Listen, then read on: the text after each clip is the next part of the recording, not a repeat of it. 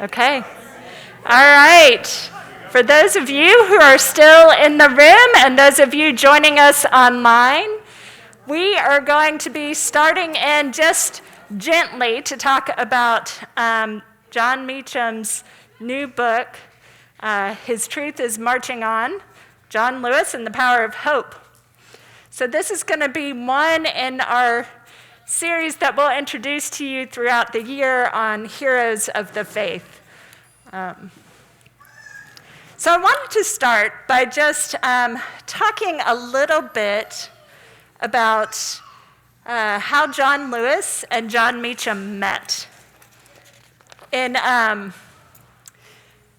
Jon Meacham describes it, he remembers the date clearly. He could tell you exactly the date. It was Thursday, November 24th, 1992.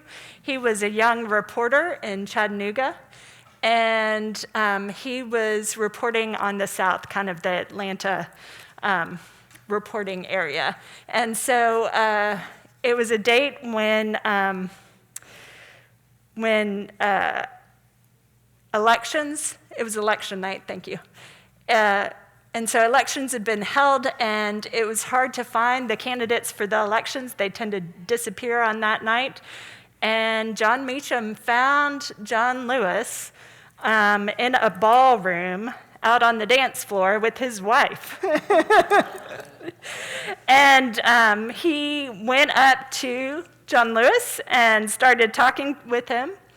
And he describes it as just like tens of thousands of people has experienced throughout their lives as they've met John Lewis, that he immediately felt like he was being enveloped by a kind of moral force,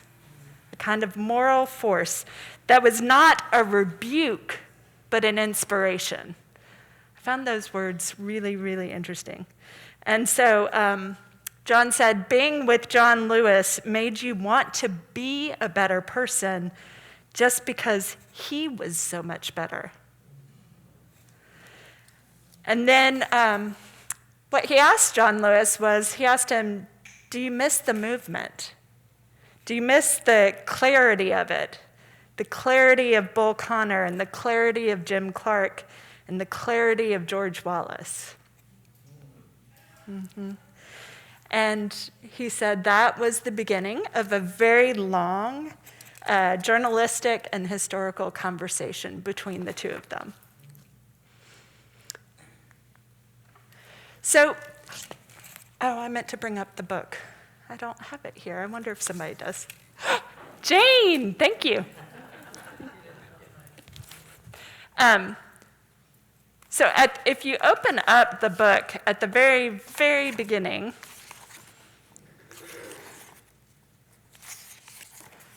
you have this passage from Isaiah, which Blakely Boyer read so beautifully for us just a few moments ago, a different translation, God's Word, My Voice. It says, also I heard the voice of the Lord saying, whom shall I send, and who will go for us? Then I said, here am I, send me. So that's the first page of text in the book. And it caught my eye. And so here you have the icon, because in the call of Isaiah, as we heard, there's this six-winged angel that comes and places coal on Isaiah's lips. Because Isaiah sees this vision of God and then says, oh, I am not worthy to see this vision. So he says, I'm not worthy, I shouldn't be engaging in this. And so God sends an angel with this coal from the altar to clean his lips. And the angel says, now you're worthy. See, God was like, check, take care of that. And then God issues the call, I need someone. Who will I send? And Isaiah responds, here I am. Send me. So this is a classic call for a prophet.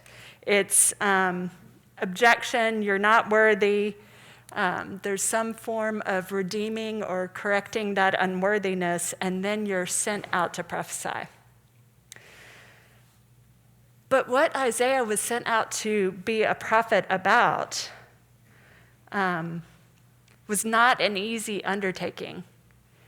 He was sent out to prophesy that so much change had to happen within Israel for the relationship between God and Israel to be righted. And so he sends out all of this prophesy of kind of, we need to repent and of doom and of turn your hearts and all of this. And he struggles with having to do this prophecy. And he says, "Oh God, how long? How long must this go on?" And what struck me about this is that he has this expression of utter weariness. And because he spoke for God, and his goal was to redirect God's people into the ways acceptable to God, and it was because the people's conduct had alienated them from their relationship with God. And so Isaiah, in the end, holds this daring view that the best defense is no defense. And so what he says is that no one is secure when some are denied security. This, he said, is rest. Give rest to the weary. No one is secure when some are denied security. So it's a sense of the universal, our universal responsibility. So all of that struck me in that opening of Jon Meacham's book, of that we have this call of Isaiah. And I believe this is intentional. Do you have any thoughts? Why would he put this as the intro to his book? That's what John Lewis was. Mm-hmm. Exactly who John Lewis was. Mm-hmm. Mm-hmm.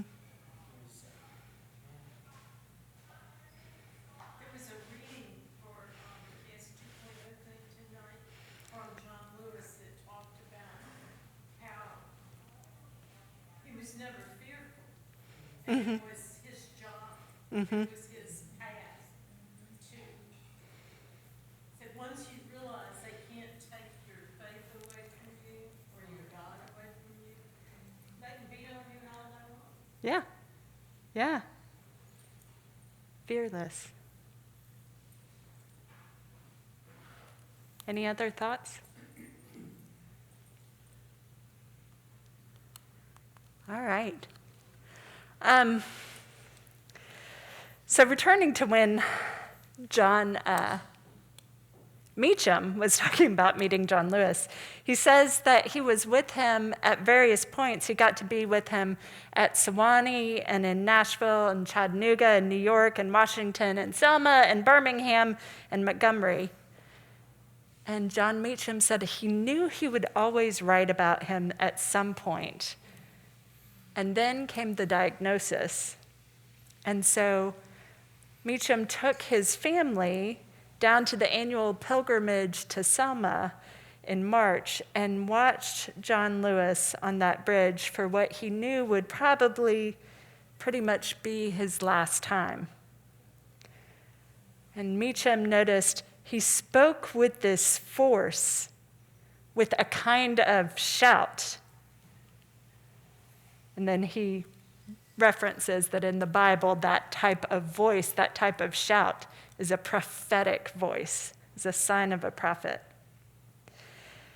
And Meacham says, this is the spirit and the substance we need right now. This is it. It's not perfect.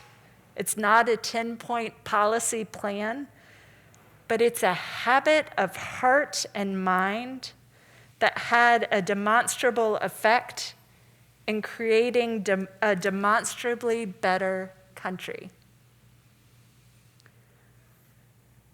So what struck me was he noticed that he spoke with this voice, with this kind of shout. He had this prophetic voice. We've got the Isaiah at the beginning. He had this prophetic voice. And then John speaks to his very spirit. This is the spirit that we need. This is the voice that we need. And the substance, the quality that we need right now, this is it. It's a habit of heart and mind that had a demonstrable effect in creating a demonstrably better country. And we know that he had in his lifetime, and we'll study this as we move through the book some more, a lot of experience preaching, right? He started preaching to his chickens and loved when he went to church. And he even was on the front page of, I wish I could remember which newspaper, but at age 16, as the boy preacher in Troy, and was noted for his preaching style and his preaching presence. And so as we'll continue to talk about, he used that, as you can see right here, he used that preaching during the 40s and 50s. He says that he even used that preaching style with some of his colleagues who didn't listen as well as the chickens. But he did have a good sense of humor, too. Right. He'd be dead serious about something, then he'd like... Yeah. Yep. So his faith, here's where I was going with that. His faith clearly is a huge part of who he was. It started at a very young age. And I was reading somewhere that, Jon Meacham asked him what his earliest memory was. And he said his earliest memory was in his mother's garden.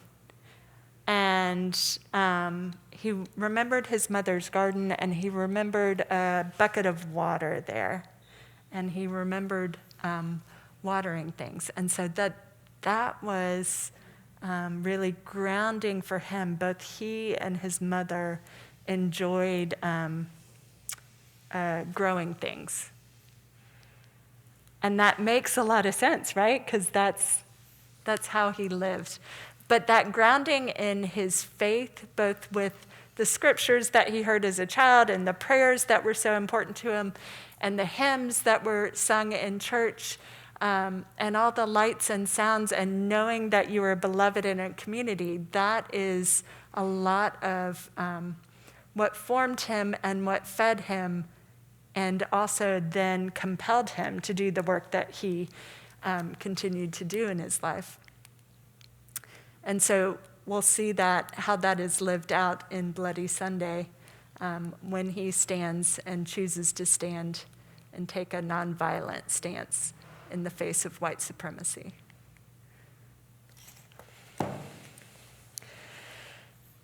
And what Jon Meacham says, continuing with the story, after he saw John Lewis cross the Pettus Bridge for what would likely be the last time, he said he called him the next week, and he wanted to write about his theological view.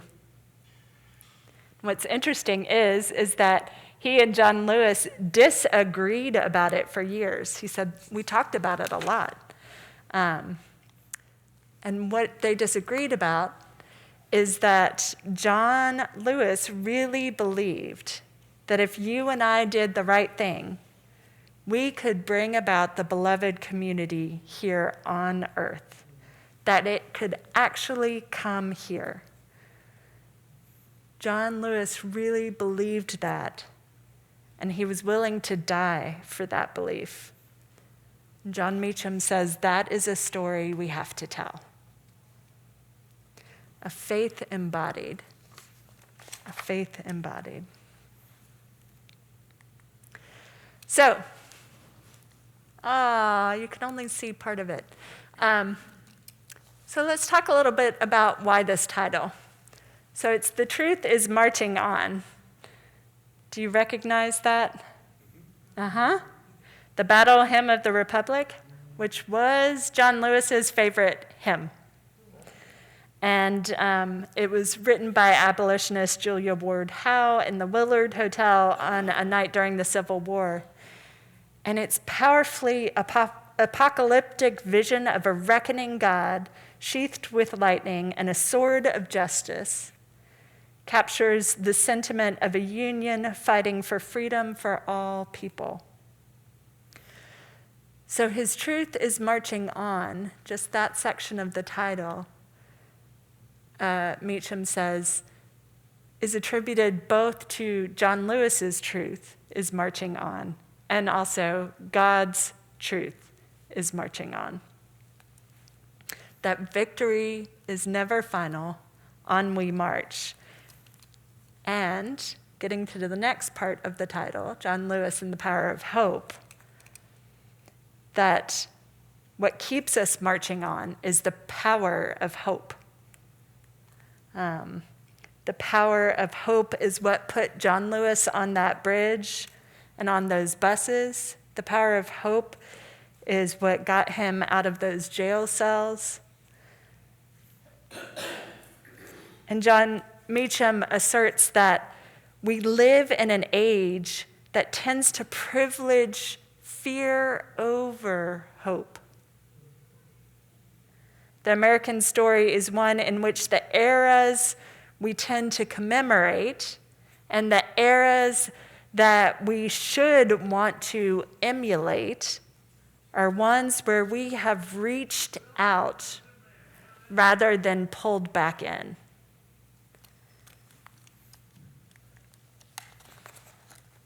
And so when the nation sees differently, it enhances its capacity to act differently. And so Jon Meacham says, Lewis was a prophet of the mountaintop, a signpost in the wilderness. He understood sin, but he chose to see the depravity of the world as something to be fought, not to be accepted.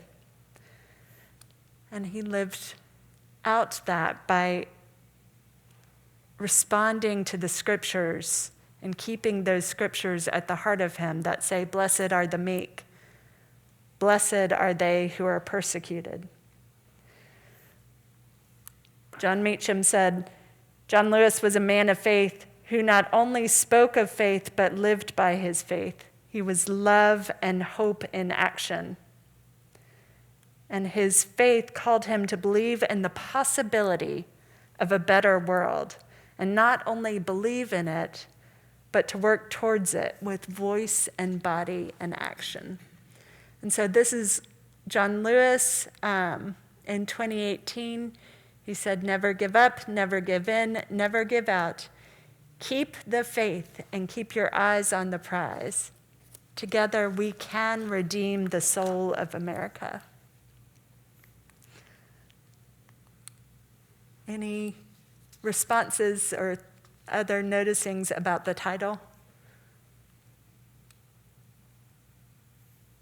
I think whenever I saw video of John Lewis or heard something he said, I think that really describes him. He was like, I think his hope really did. I can see where he would really and truly believe that things would be.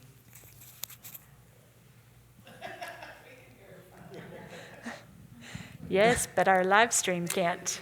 Yes. Teacher voice. Anyway,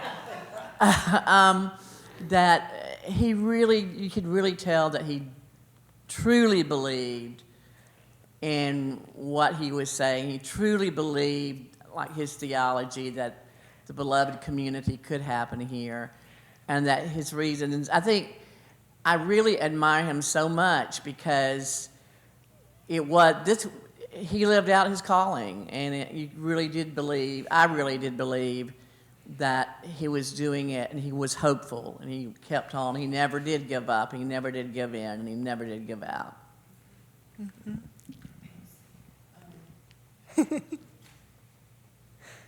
I think the marching part too is sort of one of those iconic images of the civil rights movement. Yeah. And it also showed that you don't have to be a leader. You just have to show up, and the marching and the power of people to join in together, and literally move forward as a group. And marching is such what so many people associate with the civil rights movement and other protest movements. It's just the way to put your body in the street. I think too that it was about safety in numbers too. Right.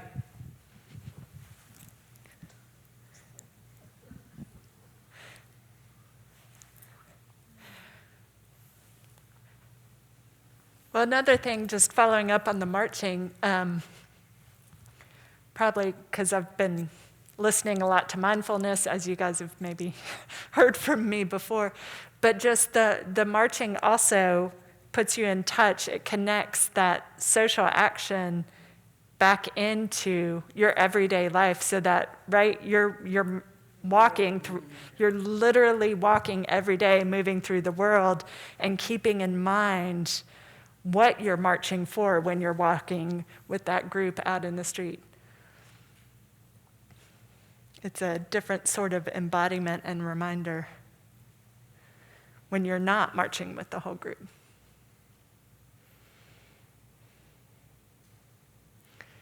Any thoughts as to why we picked this one to start off with? Because that's what we'll be doing. We'll be marching. We'll be marching forward in our community. I think it's also, I'm really excited about the opportunity to look at someone's life, someone that is near and dear to many of us, somebody that is a hero of Atlanta, and also understand, get to know more deeply how their faith informed their walk through life, right? And try and see and learn from opportunities to see where he saw God at work in his life and in the world. Because that practice of getting to do that and bringing that to light helps us to then begin to see how our faith connects with the work that we are doing. And it flexes that skill of being able to practice seeing God in our everyday lives and in the work that we are doing.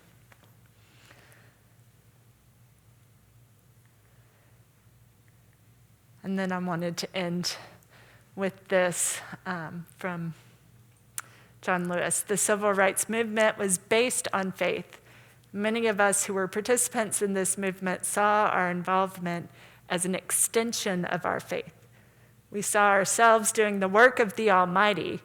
Segregation and racial discrimination were not in keeping with our faith, so we had to do something.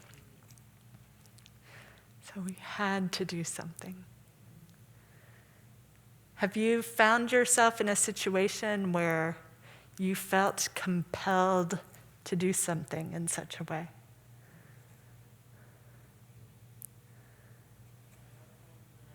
Marianne, I see you nodding your head. Well, I raised two children, so I found myself in that position. You know, a lot of times I find that true even today, and right now I can't recall any situation, but you know, you see something that's happening, and you're right there, and you think something has to be done. You know, what can I do? So I think that we all experience that. Mm-hmm. It's like, you know, my favorite prayer is, "How long, O Lord?" Mm-hmm. You know, when you see something like this. And I find I use that more when I'm driving, because when I'm driving, brings out the very worst thoughts. Go ahead. So I work with refugees. I've worked with them as a volunteer for many years, and then I'm a therapist and work with refugees. I work in the school system with refugees, and I think, I guess that's my calling these days. I don't know, but anyway, the thing that's always I have felt compelled to do is to stand up for the refugees in my community and in my school to make sure that I could do everything I could. I'm a school psychologist, to make sure that our refugee kids didn't get lost. And the families I work with as a therapist, to make sure they don't get lost. And so I think that's where I've really felt compelled. And even with Enoch and Moma, our two adopted sons, I think Beth and I both felt like very compelled to make sure that they got on the right track. So I feel like this is my main compulsion, besides all the other injustices in the world, but this is my personal. Nice. Anyone else? Those are great examples. Adelaide? I just like what Nancy said About the fact that, she does immigration, she works with refugees, and each of us probably have an area that we represent sort of a march forward to. Each of us have something that we bring, and then we march together. And it's like, you've got that side, you've got that side, I got this side. We each of us have our own, and our faith is what gives us the reassurance that we're marching towards sort of the same thing and the same vision. And that's the story, I think, that John Lewis always tried to remind us, always tried to paint the picture of what we were marching towards, that we knew we were marching towards. And he identified and described the beloved community, and with every chance he got to remind us not to forget what the prize looks like, and the way he took up the LGBTQ community when it wasn't necessarily within his faith community a very popular thing to do, and Ms. King as well. They took up those situations and circumstances very early on, and were quite consistent and persistent about it. If we're going to march, this is what we're marching for, and he was quite consistent in that. But it takes all of us, Thank you for that quote. Yeah. But he was the role model. Right.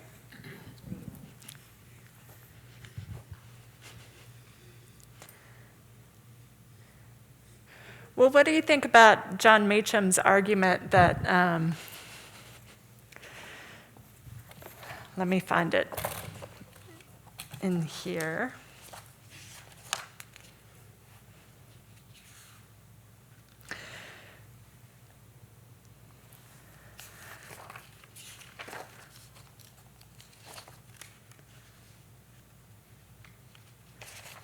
That about we live in an age that tends to privilege fear over hope. And that the eras that we commemorate and that we should want to emulate are the ones where we have reached out rather than pulled back in. Where do you think we are right now as a country around that? Do we see spots of reaching out rather than pulling back in? So until, and I don't want to get political, but as far as faith and stuff is concerned, as far as my perception, the last several years have been years not of hope, but of fear. Fear is what rose to the top. Fear is what kept people going. And well, it's true. And I think that, I look at the refugee total destruction of almost everything. I look at the kids in cages, and I look at that kind of thing, and it's like fear was totally top. I think we're going to have a long way to go before we get to a place where we are really reaching out. I think maybe we're beginning to, but I think that it's going to take a long time before people can see, in my humble opinion, that faith is reaching out. Faith is not pulling back, and that Christianity is not about fear, but is about love and hope and help. And I don't know how long it'll take for that to happen. Mm-hmm. That's one thing I admired so much about him is he genuinely believed that he could bring about, that we could bring about that community, the beloved community, because it always feels like it's one step forward, two steps back. Just my entire life, you just see it over and over again. So for him to have that faith and conviction that he could really bring it about, even like, said, he disagreed with Jon Meacham about that, is an amazing quality of his. Mm-hmm. Mm-hmm. Well, and the fact that he held up that, as Adelaide was saying, that vision of the beloved community, of we have this hope of and this vision for what we're aiming for. Jon Meacham said, when the nation sees differently, it enhances its capacity to act differently. So it's a different way of thinking about what John Lewis was doing, inviting us to see differently because it enhances our capacity to do differently. Have you seen examples of that in other arenas? When that sort of movement of opening somebody to see differently causes someone to act differently. They took down the statue of Robert E. Lee today in Richmond, Virginia, Yeah. And I think that turnabout, that conversation for 4 or 5 years of people having to change their minds about what those statues represented. So many people grew up going around those statues and those rotaries for literally 131 years, and they're like, what's the problem with the statue? And that was a long conversation, very public conversation in some places that had to happen. And that's the last, they said, the only remaining statue, the only remaining statue of public figure in that park now in Richmond is Arthur Ashe, who was the, obviously the tennis player who represented the embodiment of all that, is good about the United States. So we can have these things, and people were afraid. What happens to our history when we take those symbols down? What's left? No, you've got a history you didn't learn. Right. And last year was obviously a huge part of people learning a lot about history that they never learned before. And so that, I think, is a very concrete example that happened today of how we change and get closer to that beloved community. I love that. And understanding how those statues are harmful to a huge, all of us. Yeah. Anybody else? Yeah. I think that things have been so polarized that that's like the difficult part, because people are so set, like, I believe this, and I believe, and someone else believes something totally different that I can't even understand how they can believe that.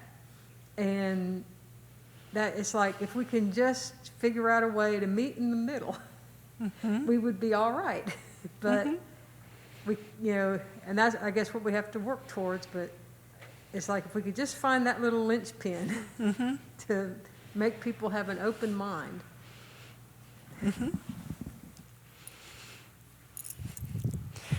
Well, and going back to what David said, as I mentioned earlier, Jon Meacham and John Lewis were not of one mind about how the beloved community would be realized.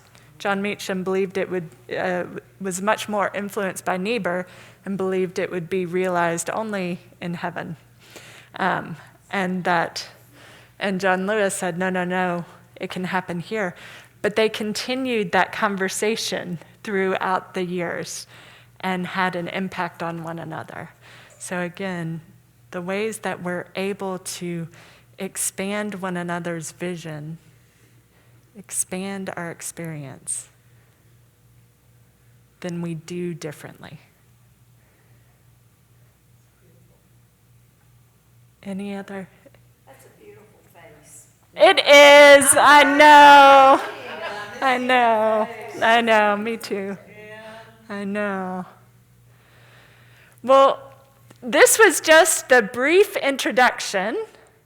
And next week we will delve into chapters 1 through 3. So if you're reading along, that's where we will be covering. And if you just need to come along for the ride and just join in as you can without reading the book, that is fine too. So please join as you are able. If things occur to you during the week as you're reading that you're like, I want to talk more about that, please send me an email. Or if you have a question that pops up in your mind as you're going through some of this, just shoot me an email and we'll make sure that we try and cover some of that in our conversation next week. Thank you all so much. Yeah.